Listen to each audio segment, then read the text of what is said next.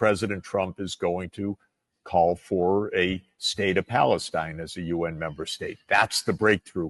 Now, this was just released a few minutes ago, Professor Sachs, from a closed session of the Knesset Foreign Affairs and Defense Committee. You're probably familiar with their committee structure.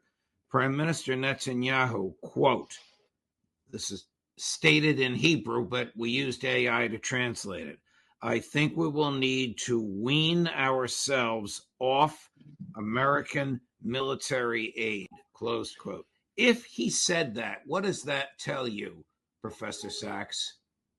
Well, that would indicate that he recognizes that the U.S. is going to pursue a different foreign policy, not to support his wars. This would be wonderful news. It might suggest that he has the advance notice that President Trump is going to call for a state of Palestine as a UN member state. That's the breakthrough that we need above all.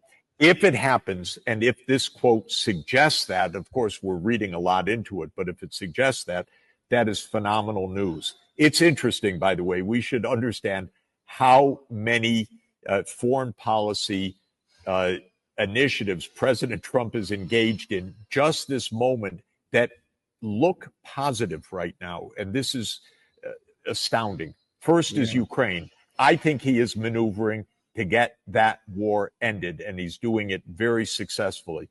With the U.S.-China today, the agreement to roll back the tariffs that went to the stratosphere a few weeks ago, this is very good news. With the president intervening in the India-Pakistan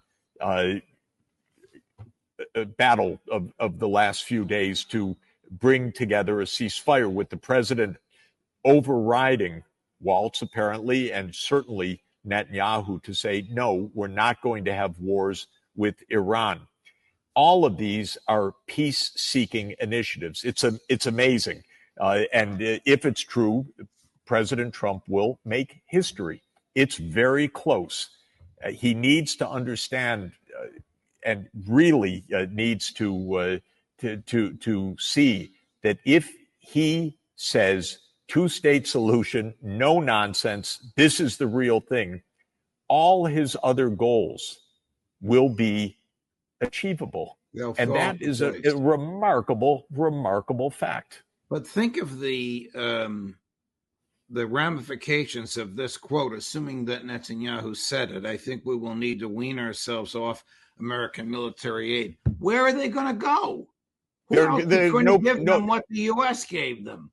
I'll tell you where they would have to go. They would have to go to normalcy, to diplomacy, to peace. There is no military alternative for them other than the U.S. And if President Trump finally stops the U.S. backing of these military adventures, they have no other place to go. What they will have to do is wean themselves off of a 30-year addiction to war. They have to go to real diplomacy with the Arab neighbors, real diplomacy with Palestine. But most importantly, and I think this is the key point, President Trump can bring about peace by recognizing the state of Palestine. Right. Because that will bring the entire Arab world, which has repeatedly said that's the precondition for normalcy. It will bring the 57 countries of the Organization of Islamic Cooperation all to say, yes, this is what we have been saying for decades. This is finally coming to reality. Will it bring about a collapse of the Netanyahu government? Most likely. But, you know, in this world, it's so important to understand the world cannot be organized for the survival of a particular incumbent, especially one that has made egregious errors, if you want to be, if you want to be, charitable. I don't know, very charitable about it, or egregious crimes, if you want to take a different approach. The world cannot be organized for the sake of a few individuals. It can't be organized for the sake of Netanyahu. It can't be organized for the sake of Zelensky. Yes, it should be organized for the sake of the Ukrainian people, for the sake of the people of Israel, for the sake of the people of Palestine, but not for a particular government.